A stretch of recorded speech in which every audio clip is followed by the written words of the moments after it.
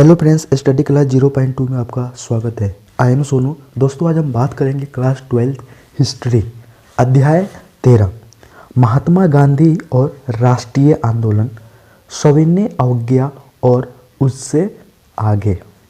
तो दोस्तों, महात्मा गांधी का जो जन्म है 2 अक्टूबर 1869 को गुजरात के पोरबंदर जिले में हुआ था।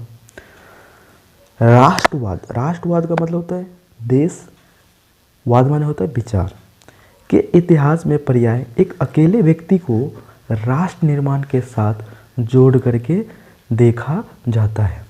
उदाहरण के लिए हम इटली के निर्माण के साथ गैरीबाल्डी को अमेरिकी स्वतंत्रता युद्ध के साथ जॉर्ज वाशिंगटन को और वियतनाम को औपनिवेशिक शासन से मुक्त कराने के संघर्ष से हो ची मिन्ह को जोड़कर देखते हैं। इसी तरह महात्मा गांधी को भारतीय राष्ट्र माने देश का पिता माना गया है।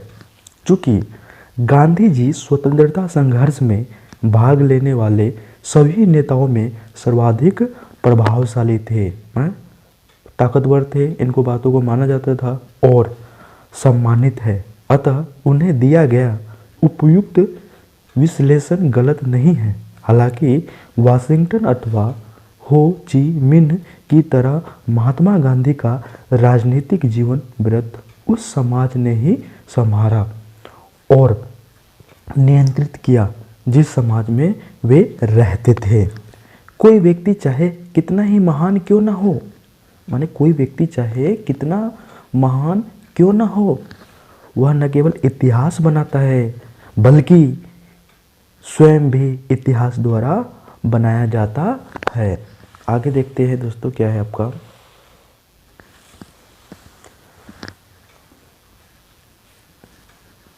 इस अध्याय में 1915 9 जनवरी 1915 को महात्मा गांधी दक्षिण अफ्रीका से भारत वापस आए थे। 1915-1948 के महत्वपूर्ण काल के दौरान समय भारत में गांधी जी की गतिविधियों का विश्लेषण किया गया है। यह भारतीय समाज के विभिन्न हिस्सों के साथ उनके संपर्कों और उनके द्वारा प्रेरित तथा नेतृत्व किए गए लोकप्रिय संघर्षों की छानबीन करता है। यह अध्याय विद्यार्थी के समक्ष उन अलग अलग प्रकार के स्रोत को भी रखता है जिनका इस्तेमाल इतिहासकार एक नेता के जीवन वृत्त तथा वह जिन सामाजिक आंदोलनों से जुड़ा रहा के पुनर्निर्माण में करते हैं। स्वयं की उद्घोषणा करता एक नेता। मोहनदास करमचंद गांधी विदेश में 2 दशक रहने के बाद 9 जनवरी 1915 को में अपनी गृह भूमि माने भारत वापस आए। इन वर्षों का अधिकांश हिस्सा उन्होंने दक्षिण अफ्रीका में बिताया। यहाँ वे एक वकील के रूप में गए थे और बाद में वे इस क्षेत्र के भारतीय समुदाय के नेता बन गए। जैसा कि इतिहासकार चंद्रदेव सेन ने टिप्पणी की कि दक्षिण अफ्रीका ने ही गांधी जी को महात्मा बनाया। दक्षिण अफ्रीका में ही महात्मा गांधी ने पहली बार सत्याग्रह के रूप में जानी गई। तो सबसे पहले महात्मा गांधी ने सत्याग्रह का प्रयोग कहाँ किया? दक्षिण अफ्रीका में। पहली बार सत्याग्रह के रूप में जानी गई अहिंसात्मक विरोध की अपनी विशिष्ट तकनीक का इस्तेमाल किया और विभिन्न धर्मों के बीच सौहार्द माने भाईचारा बढ़ाने का प्रयास किया तथा उच्च जातीय भारतीयों को निम्न जातियों और महिलाओं के प्रति भेदभाव वाले व्यवहार के लिए चेतावनी दी। आगे देखते दोस्तों, क्या देखा आपका 1915 में जब महात्मा गांधी भारत आए तो उस समय का भारत 1893 में जब वे यहाँ से गए थे तब के समय से अपेक्षाकृत भिन्न था, अलग था। यद्यपि यह भी एक ब्रिटिश उपनिवेश, दोस्तों उपनिवेश का मतलब क्या होता है, मान कि ब्रिटिश उपनिवेश था, मान ब्रिटिश ने भारत को क्या बना लिया, गुलाम बना लिया था। लेकिन अब यह राजनीतिक दृष्टि से कहीं अधिक सक्रिय हो गया था। अधिकांश प्रमुख शहरों और कस्बों में अब भारतीय राष्ट्रीय कांग्रेस की शाखाएं थी। 1905 से 1907 के स्वदेशी स्व माने अपना देश का आंदोलन के माध्यम से इसने व्यापक रूप से मध्य वर्गों के बीच अपनी अपील का विस्तार कर लिया था। इस आंदोलन के कुछ प्रमुख नेताओं को जन्म दिया, जिनमें महाराष्ट्र के बाल गंगाधर तिलक, बंगाल के बिपिन चंद्र पॉल और पंजाब के लाला लाजपत राय। इन तीनों को लाल, बाल और पाल के नाम से जाना जाता है दोस्तों। तो क्या बोलते हैं, लाल, बाल और पाल के नाम से जाना जाता है। तो लाल माने लाला लाजपत राय, बाल माने बाल गंगाधर तिलक, पाल माने बिपिन चंद्र पाल। इन तीनों का यह जोड़ उनके संघर्ष के अखिल भारतीय चरित्र की सूचना देता था, क्योंकि तीनों के मूल निवास क्षेत्र एक दूसरे से बहुत दूर था। इन नेताओं ने जहां औपनिवेशिक शासन के प्रति लड़ाकू विरोध का समर्थन किया, वहीं उदारवादियों का एक समूह था जो एक क्रमिक व लगातार प्रयास करते रहने के विचार का हिमायती थे। इन उदारवादियों में गांधी जी एक मान्य राजनीतिक परामर्शदाता गोपाल कृष्ण गोखले के साथ मोहम्मद अली जिन्ना थे। तो गोपाल कृष्ण गोखले के साथ कौन थे दोस्तों, मोहम्मद अली जिन्ना थे। आगे देखते दोस्तों, आगे आपका क्या है। जो गांधी जी की तरह गुजराती मूल के लंदन में प्रशिक्षित वकील थे। गोखले ने गांधी जी के एक वर्ष तक ब्रिटिश भारत की यात्रा करने की सलाह दी, जिससे कि वे इस भूमि और इसके लोगों को जान सके। पहली महत्वपूर्ण सार्वजनिक उपस्थिति फरवरी 1916 में बनारस हिंदू विश्वविद्यालय के उद्घाटन समारोह में हुई। इस समारोह में आमंत्रित व्यक्तियों में वे राजा और मानव प्रेमी थे, जिनके द्वारा दिए गए दान ने बनारस हिंदू विश्वविद्यालय की स्थापना में योगदान दिया। समारोह में एनी बेसेंट जैसे कांग्रेस के कुछ महत्वपूर्ण नेता भी उपस्थित थे। इन प्रतिष्ठित व्यक्तियों की तुलना में गांधी जी अपेक्षाकृत अज्ञात थे, माने नहीं जानते थे इनको ज़्यादा। उन्हें यहाँ भारत के अंदर उनकी प्रतिष्ठा के कारण नहीं, बल्कि दक्षिण अफ्रीका में उनके द्वारा किए गए कार्यों के आधार पर आमंत्रित किया गया था। तो बनारस हिंदू विश्वविद्यालय के उद्घाटन में महात्मा गांधी को इसलिए बुलाया गया था क्योंकि दक्षिण अफ्रीका के कार्य के कारण। उसके बाद आपका क्या तरीका है दोस्तों, जब गांधी जी की बोलने की बारी आई तो उन्होंने मजदूर गरीबों की ओर ध्यान न देने के कारण भारतीय विशिष्ट वर्ग को आड़े हाथ लिया। उन्होंने कहा कि बनारस हिंदू विश्वविद्यालय की स्थापना निश्चय ही अत्यंत शानदार है, क्योंकि उन्होंने वहाँ धनी व सजे सवरे भद्रजनों की उपस्थिति और लाखों गरीब भारतीयों की अनुपस्थिति के बीच की विषमता का मतलब होता है दोस्तों असमानताएं, है ना। तो विषमता पर अपनी चिंता प्रकट की। गांधी जी ने विशेष सुविधा प्राप्त आमंत्रितों में कहा कि भारत के लिए मुक्ति तब तक संभव नहीं है जब तक कि आप अपने को इन अलंकरणों से मुक्त न कर ले और इन्हें भारत के अपने हम वतनों की भलाई में न लगा दे। वे कहते गए कि हमारे लिए स्व माने स्वयं पर शासन करना, तब तक कोई अभिप्राय नहीं है जब तक हम किसानों से उनके श्रम का लगभग संपूर्ण लाभ स्वयं अथवा अन्य लोगों को क्या दे रखा है दोस्तों,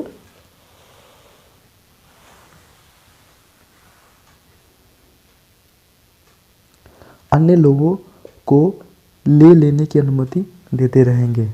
हमारी मुक्ति केवल किसानों के माध्यम से ही हो सकती है, न तो वकील, न डॉक्टर, न कि जमींदार से इससे सुरक्षित रह सकते हैं। बनारस हिंदू विश्वविद्यालय की स्थापना एक उत्सव का अवसर था, क्योंकि यह भारतीय धनी और भारतीय प्रयासों से संभव एक राष्ट्रवादी विश्वविद्यालय की स्थापना का क्या था दोस्तों, घोतक था। उसके बाद देखते हैं क्या आपका है, घोतक था। लेकिन गांधी जी ने स्वयं को बधाई देने के सुर में सुर मिलाने की अपेक्षा लोगों को उन किसानों और कामगारों की याद दिलाना चुना जो भारतीय जनसंख्या के अधिसंख्यक हिस्से का निर्माण करने के बावजूद वहाँ श्रोताओं में अनुपस्थित थे दोस्तों। आगे क्या देखा है दोस्तों, एक दृष्टि से फरवरी 1916 में बनारस में गांधी जी का भाषण मात्र वास्तविक तथ्य का ही उद्घाटन था, अर्थात भारतीय राष्ट्रवाद वकीलों, डॉक्टरों और जमींदारों जैसे विशिष्ट वर्गों द्वारा निर्मित था। लेकिन दूसरी दृष्टि से देखा जाए तो यह वक्तव्य उनकी मंशा भी जाहिर करता था। यह भारतीय राष्ट्रवाद को संपूर्ण भारतीय लोगों का और अधिक अच्छे ढंग से प्रतिनिधित्व करने में सक्षम बनाने की गांधी जी की स्वयं की इच्छा की प्रथम सार्वजनिक उद्घोषणा थी। उसी वर्ष के अंतिम माह में गांधी जी को अपने नियमों को व्यवहार में लाने का अवसर मिला। दिसंबर 1916 में लखनऊ में हुए वार्षिक कांग्रेस में बिहार में चंपारण से आए एक किसान ने उन्हें वहां अंग्रेज नील उत्पादकों द्वारा किसानों के प्रति किए जाने वाले कठोर व्यवहार के बारे में बताया। आगे क्या दे रखा है दोस्तों, हम बात करते हैं। आगे आपका है असहयोग की शुरुआत और अंत। तो दोस्तों असहयोग, इसको हम संधि विच्छेद करेंगे तो सहयोग माने क्या आता है, जैसे किसी भी काम करने में सहयोग करना, और असहयोग का मतलब होता है किसी भी काम करने में माने मना करना, माने सहयोग नहीं करना। तो असहयोग की शुरुआत और अंत कैसे हुआ।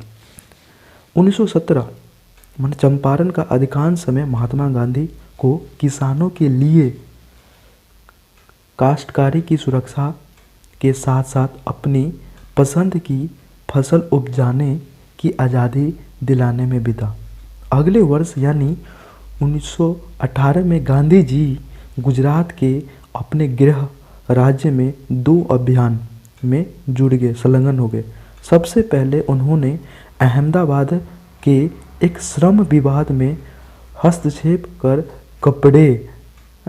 कपड़े की मिलों में काम करने वालों के लिए काम करने के बेहतर स्थितियों की मांग की। इसके बाद उन्होंने खेड़ा में फसल चौपट होने पर राज्य से किसानों का लगान माफ करने की मांग की।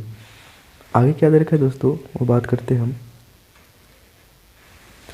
चंपारण, अहमदाबाद और खेड़ा में की गई पहल से गांधी जी एक ऐसे राष्ट्रवादी के रूप में उभरे जिनमें गरीबों के लिए गहरी सहानुभूति थी। इसी तरह ये सभी स्थानिक संघर्ष थे, और इसके बाद 1919 में औपनिवेशिक शासकों ने गांधी जी की झोली में एक ऐसा मुद्दा डाल दिया जिससे वे कहीं अधिक विस्तृत आंदोलन खड़ा कर सकते थे। 1914 से 1918 प्रथम विश्व युद्ध का दौर चल रहा था दोस्तों। महान युद्ध के दौरान अंग्रेजों ने प्रेस पर प्रतिबंध लगा दिया। और बिना जांच के कारावास की अनुमति दे दी। माने बिना जांच करना लोगों को गिरफ्तार कर लेना है। अब सर सिडनी रोल्ड की अध्यक्षता वाली एक समिति की संस्तुतियों के आधार पर इन कठोर उपायों को जारी रखा गया। इसके जवाब में गांधी जी ने देश भर में रॉलेट एक्ट के खिलाफ एक अभियान चलाया। उत्तरी और पश्चिमी भारत के कस्बों में चारों तरफ बंद के समर्थन में दुकानों और स्कूलों के बंद होने के कारण जीवन लगभग क्या ठहर सा गया था। पंजाब में विशेष रूप से कड़ा विरोध हुआ। पंजाब में क्या हुआ दोस्तों? विशेष रूप से कड़ा विरोध हुआ, जहां के बहुत से लोगों ने युद्ध में अंग्रेजों के पक्ष में सेवा की थी। अब अपनी सेवा के बदले वे इनाम की अपेक्षा कर रहे थे, लेकिन इसकी जगह उन्हें रॉलेट एक्ट दिया गया। पंजाब जाते समय क्या है दोस्तों कि पंजाब जाते समय गांधी जी को कैद कर लिया गया। स्थानीय कांग्रेस जनों को गिरफ्तार कर लिया गया था और प्रांत की यह स्थिति धीरे धीरे और तनावपूर्ण हो गई तथा अप्रैल 1919 में अमृतसर में यह खून खराबे के चरमोत्कर्ष पर ही पहुंच गई।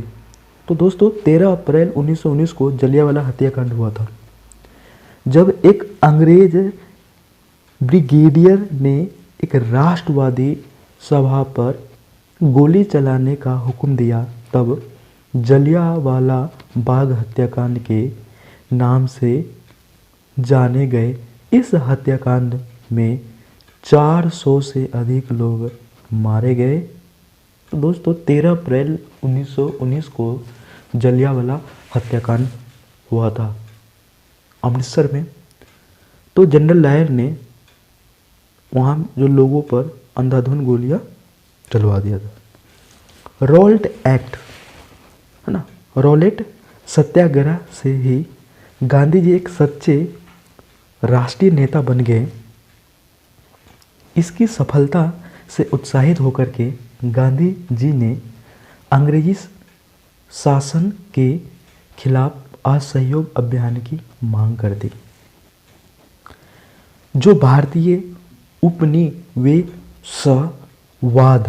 का खात्मा करना चाहते थे, उनसे आग्रह किया गया कि वे स्कूलों, कॉलेजों और न्यायालय न जाए। कहाँ न जाए? स्कूल न जाए, कॉलेज न जाए, न्यायालय न जाए और कर न चुकाए।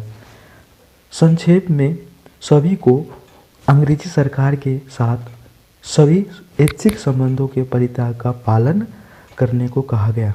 गांधी जी ने कहा कि यदि असहयोग का ठीक ढंग से पालन किया जाए तो भारत 1 वर्ष के भीतर स्वराज प्राप्त कर लेगा और साथ कर लेगा, है ना दोस्तों। तो क्या लिखा है कि स्वराज प्राप्त कर लेगा। और अपने संघर्ष का और विस्तार करते हुए उन्होंने खिलाफत आंदोलन के साथ मिला लिए। तो क्या है खिलाफत आंदोलन? तुर्की में जो वहाँ के जो खलीफा थे, वहाँ पे अंग्रेज़ों के द्वारा मुसलमानों पर अत्याचार हो रहे थे। तो महात्मा गांधी ने सोचा कि वो तुर्की का मुद्दा नहीं है, ये भारत का भी मुद्दा है। तो इसके कारण जो भारतीय मुसलमान होंगे वो एकत्रित हो जाएंगे, है ना।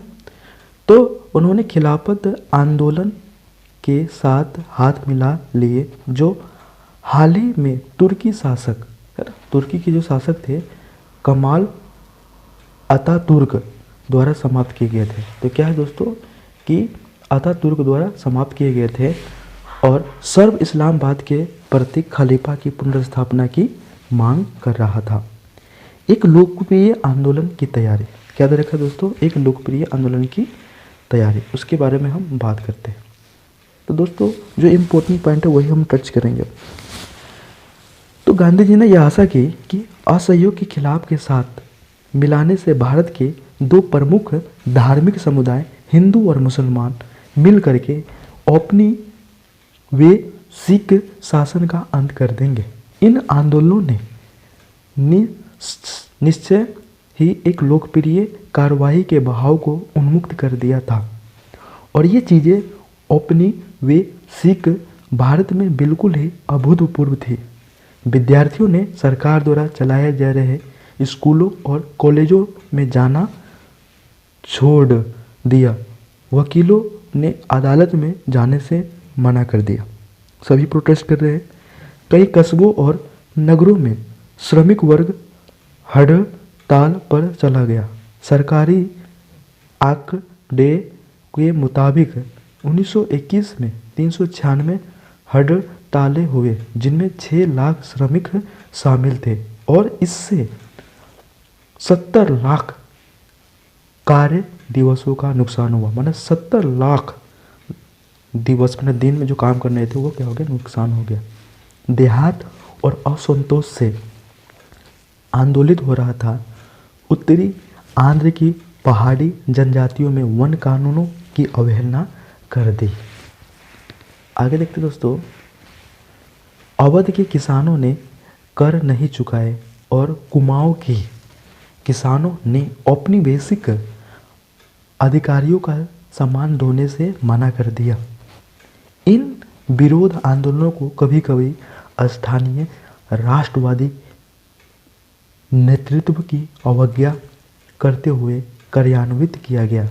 किसानों, श्रमिकों और अन्य ने इसकी अपने ढंग से व्याख्या की तथा औपनिवेशिक शासन के साथ असहयोग के लिए उन्होंने क्या दोस्तों, असहयोग के लिए उन्होंने ऊपर से प्राप्त निर्देशों पर टिके रहने के बजाय अपने हितों से मेल खाते तरीकों का इस्तेमाल करते कार्यवाही की। महात्मा गांधी ने अमेरिकी जीवनी लेखक लुई फिशर ने लिखा है कि असहयोग भारत और गांधी जी के जीवन के एक युग का ही नाम। तो दोस्तों यहाँ पे कुछ आपको इसमें दे रखा है, खिलाफत आंदोलन क्या था, प्रश्न पूछ लेता है। बहुत ही इंपॉर्टेंट क्वेश्चन है दोस्तों। खिलाफत आंदोलन 1919 से 1920 मोहम्मद अली और शौकत अली के नेतृत्व में भारतीय मुसलमानों का एक आंदोलन था। इस आंदोलन की निम्नलिखित मांगें थी। पहले के ओटोमन साम्राज्य के सभी इस्लामी पवित्र स्थानों पर तुर्की सुल्तान अथवा खलीफा का नियंत्रण बना रहे। जजीरात उल अरब, सीरिया, इराक, फिलिस्तीन इस्लामी संप्रभुता के अधीन रहे तथा खलीफा के पास इतने क्षेत्र हो कि वह इस्लामी विश्वास को सुरक्षित करने के योग्य बन सके। कांग्रेस ने इस आंदोलन का समर्थन किया और गांधी जी ने इसे असहयोग आंदोलन के साथ मिलाने की क्या की दोस्तों, कोशिश। 1857 के विद्रोह के बाद पहली बार असहयोग आंदोलन के परिणाम स्वरूप अंग्रेज राज की नींव हिल गई। फरवरी 1922 में माने 5 फरवरी 1922 में किसानों के एक समूह ने संयुक्त प्रांत के चौरी चौरा पूर्वा में एक पुलिस स्टेशन पर आक्रमण कर उसमें आग लगा दी। इस अग्निकांड में कई पुलिस वालों की जान चली गई। तो दोस्तों ये घटना क्यों हुआ था? ये घटना इसलिए हुआ था कि महात्मा गांधी ने असहयोग आंदोलन की शुरुआत कर दी। तो लोग जा रहे थे, ये आपका चौरी चौरा जो जगह है यूपी में है, लोग शांति प्रिय जा रहे थे तो पुलिस वालों ने अंधाधुंध गोलियां चला दी। उसमें से 2-3 जवान को गोली लग गया। तो जो भीड़ थे बहुत गुस्सा में आ गए और इतना गुस्सा हो गए कि जो पुलिस स्टेशन उसमें घास फूस के बनाए जाते थे, तो एक जो हेड थे पुलिस स्टेशन के और 21 पुलिस वालों को वहाँ पे आग लगा दिया और 22 लोग जिंदा जल गए थे।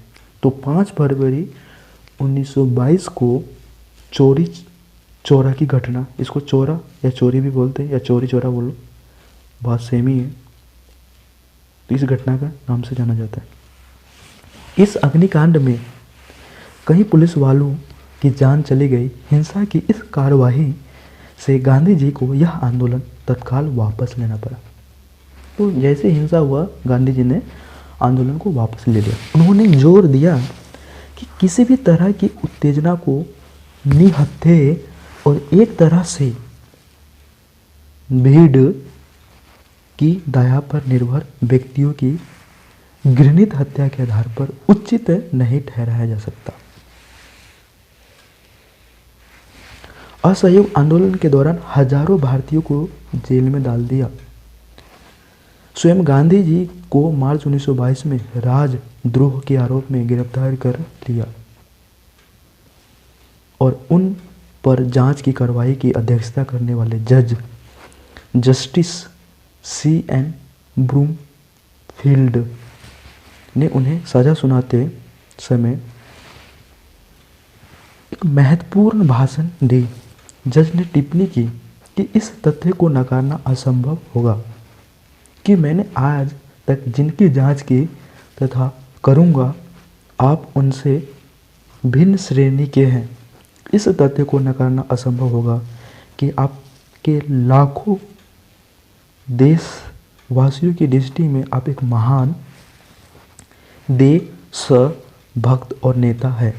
यहाँ तक कि राजनीति, क्या देखा दोस्तों, यहाँ तक राजनीति में जो लोग आपसे भिन्न मत रखते हैं वे आपको उच्च आदर्शों और पवित्र जीवन वाले व्यक्तियों के रूप में देखते हैं। चूँकि गांधी जी ने कानून की अवहेलना की थी, क्या की थी दोस्तों, कि गांधी जी ने कानून की अवहेलना की थी। उस न्यायपीठ के लिए गांधी जी को 6 वर्षों की जेल की सजा सुनाया जाना आवश्यक था। लेकिन जज ब्रूमफील्ड ने कहा, यदि भारत में घट रही घटनाओं की वजह से सरकार के लिए सजा के इन वर्षों में कमी और आपको मुक्त करना संभव हुआ तो इससे मुझसे ज़्यादा कोई प्रसन्न नहीं होगा। आगे देखते दोस्तों, आगे आपका क्या दे रखा है, जन माने लोगों का नेता। 1922 तक गांधी जी ने भारतीय राष्ट्रवाद को एकदम परिवर्तित कर दिया और इस प्रकार फरवरी 1916 में बनारस हिंदू विश्वविद्यालय में अपने भाषण में किए गए वादे को उन्होंने पूरा किया। अब यह व्यवसायिकों और बुद्धिजीवियों का ही आंदोलन नहीं रह गया। अब हजारों की संख्या में किसानों, श्रमिकों और कारीगरों ने भी इसमें भाग लेना शुरू कर दिया। इनमें से कई गांधी जी के प्रति आदर व्यक्त करते हुए उन्होंने अपना महात्मा कहने लगे, है ना। तो क्या है कि गांधी जी के प्रति आदर व्यक्त करते हुए उन्हें अपना महात्मा कहने लगे। उन्होंने इस बात की प्रशंसा की कि गांधी जी उनकी ही तरह के वस्त्र पहनते हैं और उन्हीं की तरह रहते हैं थे और उनकी भाषा में बोलते थे। अन्य नेताओं की तरह वे सामान्य जन लोगों के समूह से अलग नहीं खड़े होते थे, बल्कि वे उनसे महानुभूति रखते तथा उनसे घनिष्ठ संबंध भी स्थापित कर लेते थे। सामान्य जन के साथ इस तरह की पहचान उनके वस्त्रों में विशेष रूप से परिलक्षित होती थी, जहां अन्य राष्ट्रवादी नेता पश्चिमी शैली के सूट तथा भारतीय बंद गला, है ना, बंद गला जैसे औपचारिक वस्त्र पहनते थे, वहीं गांधी जी लोगों के बीच एक साधारण धोती में जाते थे।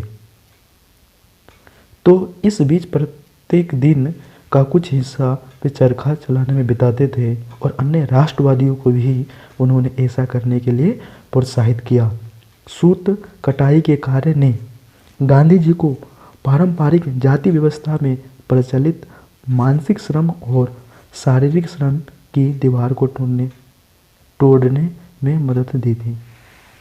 तो क्या देखा दोस्तों, यहाँ पे महात्मा गांधी चरखा चला रहे हैं। एक पिक्चर में आपको दिखा रखा है चरखा।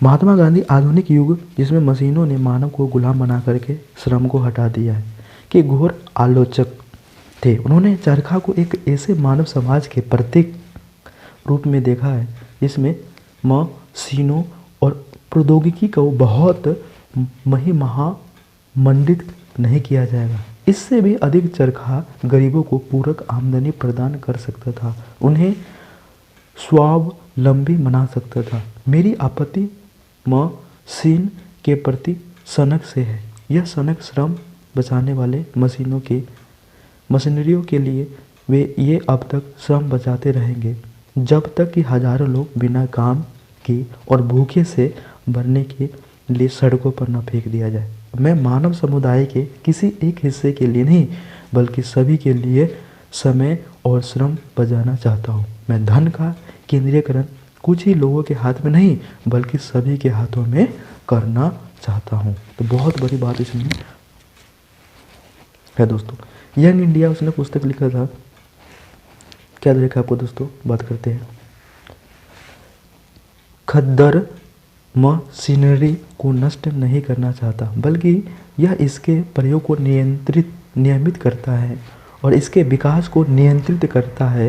यह मशीनरी का प्रयोग सर्वाधिक गरीब लोगों के लिए उनकी अपनी झोपड़ियों में करता है। पहिया अपने आप में ही मशीनरी का एक उत्कृष्ट नमूना है। इतिहासकार शाहिद अमीन ने एक मंत्र मुग्ध कर देने वाले अध्ययन में स्थानीय प्रेस द्वारा ज्ञात रिपोर्टों और अफवाहों के जरिए पूर्वी उत्तर प्रदेश के किसानों के मन में महात्मा गांधी की जो कल्पना थी उसे ढूंढ निकालने की कोशिश की और फरवरी 1921 में जब वे इस क्षेत्र से गुजर रहे थे तो हर जगह भीड़ ने उनका बड़े प्यार से स्वागत किया। उनके भाषण के दौरान कैसा माहौल होता था, इस पर गोरखपुर के एक हिंदी समाचार पत्र में यह रिपोर्ट लिखी गई है। भटनी में गांधी जी ने स्थानीय जनता को संबोधित किया है। इसके बाद ट्रेन गोरखपुर के लिए रवाना हो गई। नूनखार, देवरिया, गोरी बाजार, चौरी चौरा और कुसुमही स्टेशनों पर 15 से 20 हजार से कम लोग नहीं थे। महात्मा गांधी कुसुमही के दृश्य को देख करके बहुत प्रसन्न हुए क्योंकि जंगल के बीच स्थित होने के बावजूद उस स्टेशन पर 10,000 से कम लोग नहीं थे, है ना। तो क्या देखा दोस्तों कि 10,000 से कम लोग नहीं थे। प्रेम में अभिभूत होकर के कुछ लोग रोते हुए देखे गए। देवरिया में लोग गांधी जी को भेनी दान देना चाहते थे किंतु इसे उन्होंने उनसे गोरखपुर में देने को कहा। लेकिन चौरी चौरा में एक मारवाड़ी सज्जन ने किसी तरह उन्हें कुछ चादर दे दिया। इसके बाद यह क्रम रुका ही नहीं, एक चादर फैला दी गई जिस पर रुपये और सिक्कों की बारिश होने लगी। यह दृश्य था गोरखपुर स्टेशन के बाहर। महात्मा गांधी एक ऊंची गाड़ी पर खड़े हो गए और लोगों ने कुछ मिनट के लिए उनके दर्शन कर लिए। गांधी जी जहाँ भी गए वहीं उनकी चमत्कारी शक्तियों का अफवाहें फैल गई। कुछ स्थानों पर यह कहा गया कि उन्हें राजा द्वारा किसानों के दुख तकलीफ हो।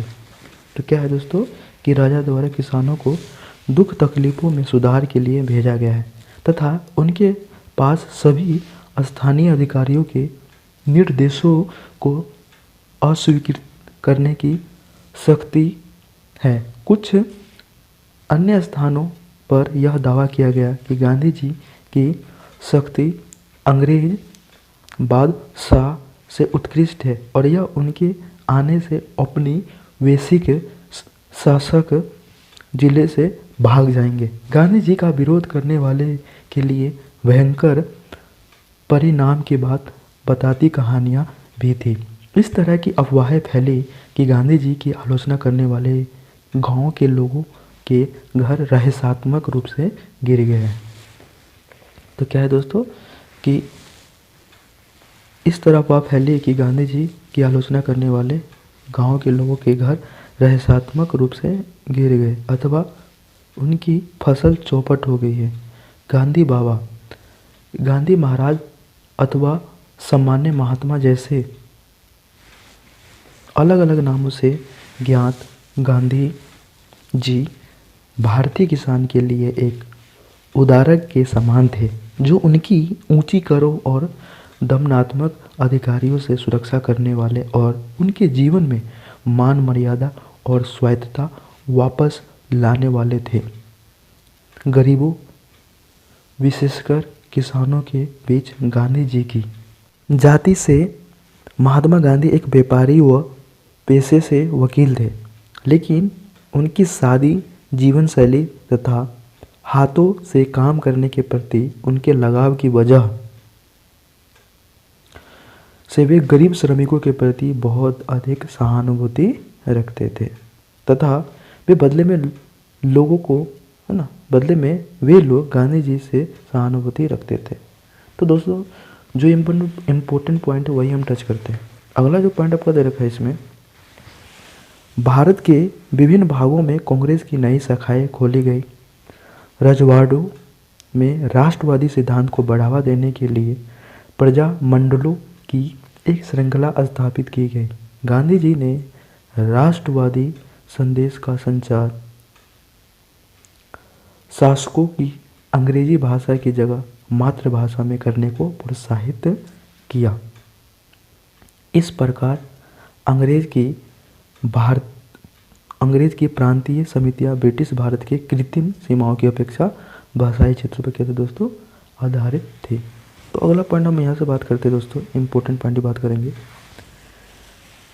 जी.डी. बिरला जैसे कुछ उद्यमियों ने राष्ट्रीय आंदोलन का खुला समर्थन किया, जबकि अन्य ने ऐसा मौन रूप से किया।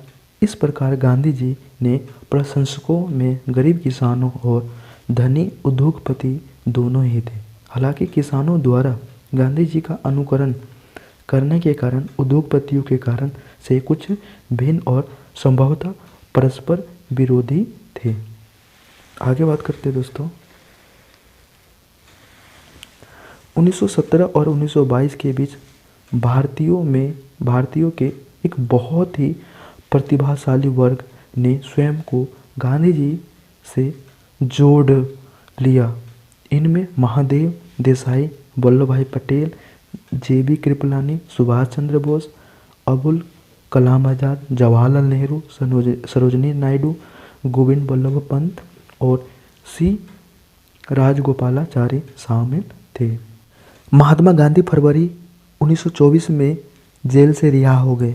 अब उन्होंने अपना ध्यान घर में बुने कपड़े, खादी को बढ़ावा देने अथवा छुआछूत को समाप्त करने पर लगाए। गांधी जी राजनीतिक जितने थे उतने ही वे समाज सुधारक थे और उनका विश्वास था कि स्वतंत्रता के योग बनने के लिए भारतीयों को बाल विवाह और छुआछूत जैसी सामाजिक बुराइयों से मुक्त होना पड़ेगा।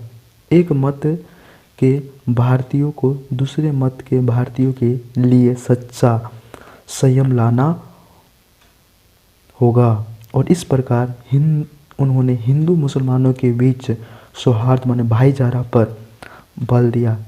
इसी तरह आर्थिक स्तर पर भारतीयों को स्वावलंबी बनाना सीखना होगा। ऐसा करके उन्होंने समुद्र पार से आयोजित मिल में बने वस्त्रों के स्थान पर खादी पहनने की महत्ता पर जोर डाला। दोस्तों, अगर ये वीडियो आपको अच्छा लग रहा है तो लाइक, सब्सक्राइब एंड शेयर कीजिएगा। जय हिंद, जय भारत।